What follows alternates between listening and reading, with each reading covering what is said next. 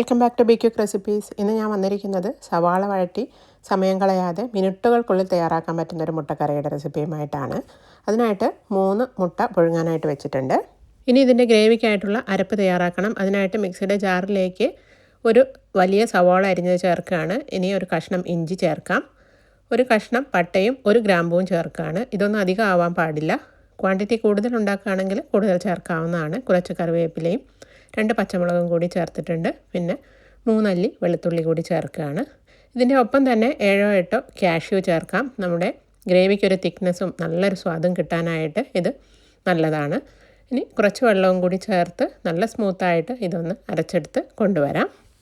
ഇത് അരച്ചെടുത്ത് മാറ്റി വെച്ചിട്ടുണ്ട്. ഇനി അടുപ്പത്തേക്ക് ഒരു പാൻ വെച്ച് അതിലേക്ക് 1 ടേബിൾ സ്പൂണോളം വെളിച്ചെണ്ണ ഒഴിച്ചു കൊടുത്തിട്ടുണ്ട്. വെളിച്ചെണ്ണ നന്നായിട്ട് ചൂടായി വരുന്ന സമയത്ത് 2 നുള്ള് പെരുംജീരകമാണ് ചേർക്കുന്നത്. പെരുംജീരകം ചേർത്താൽ നല്ലൊരു ഫ്ലേവറും നല്ലൊരു ടേസ്റ്റും ആയിരിക്കും നമ്മുടെ ഈ കറിക്ക്. ഇതൊന്ന് പൊട്ടി തുടങ്ങിയിട്ടുണ്ട്. ഇനി ഇതിലേക്ക് കുറച്ച് കറിവേപ്പില കൂടി ചേർത്ത് കൊടുക്കാം. കറിവേപ്പില ഒന്ന് മുരിഞ്ഞു വന്നിട്ടുണ്ട്. ഇനി ഇതിലേക്ക് നമ്മൾ അരച്ച് വെച്ചിരിക്കുന്ന ആ പേസ്റ്റ് ഉണ്ടല്ലോ, അത് ചേർക്കുകയാണ്. ഒരു മീഡിയം ഫ്ലെയിമിലിട്ട് 1 മിനിറ്റ് ഇതൊന്ന് വഴറ്റിയെടുക്കാം.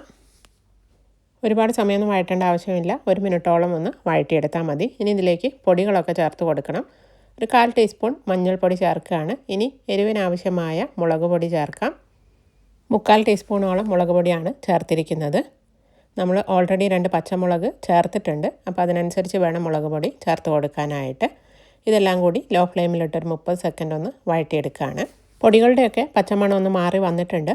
ഇനി നമുക്ക് ഗ്രേവിക്ക് ആവശ്യമായ വെള്ളം ചേർത്ത് കൊടുക്കണം. മിക്സിയുടെ ജാറിലേക്ക് കുറച്ച് വെള്ളം ഒഴിച്ച് അതിലേക്ക് ചേർത്ത് കൊടുത്തിട്ടുണ്ട്. ഇത് തിളച്ച് വരുമ്പോൾ നന്നായിട്ടൊന്ന് കുറുകി വരും. നമ്മൾ കാഷ്യൂ ഒക്കെ ചേർത്തിരിക്കുന്നതുകൊണ്ട് തന്നെ നന്നായിട്ട് കുറുകി വരും. അപ്പോൾ അതിനനുസരിച്ച് വേണം വെള്ളം ചേർത്ത് കൊടുക്കാനായിട്ട്. പാകത്തിന് ഉപ്പും കൂടി ചേർക്കാം.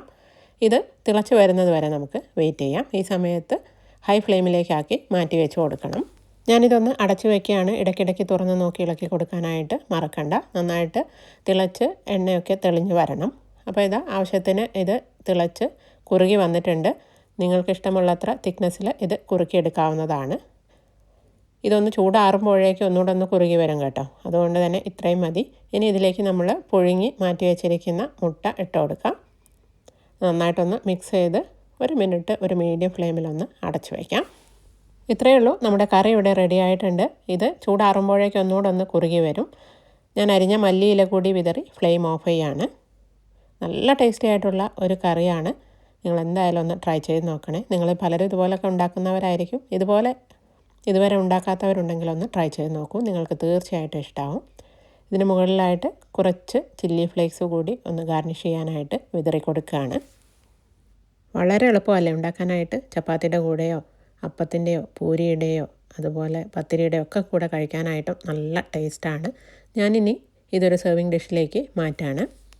അപ്പോൾ ഇത്രയേ ഉള്ളൂ. നമ്മുടെ സൂപ്പർ ടേസ്റ്റി ആയിട്ടുള്ള മുട്ടക്കറി ഇവിടെ റെഡി ആയിട്ടുണ്ട്. എല്ലാവരും ട്രൈ ചെയ്ത് നോക്കിയിട്ട് നിങ്ങളുടെ ഫീഡ്ബാക്കൊക്കെ കമൻറ്റ് ബോക്സിൽ ഇടണേ.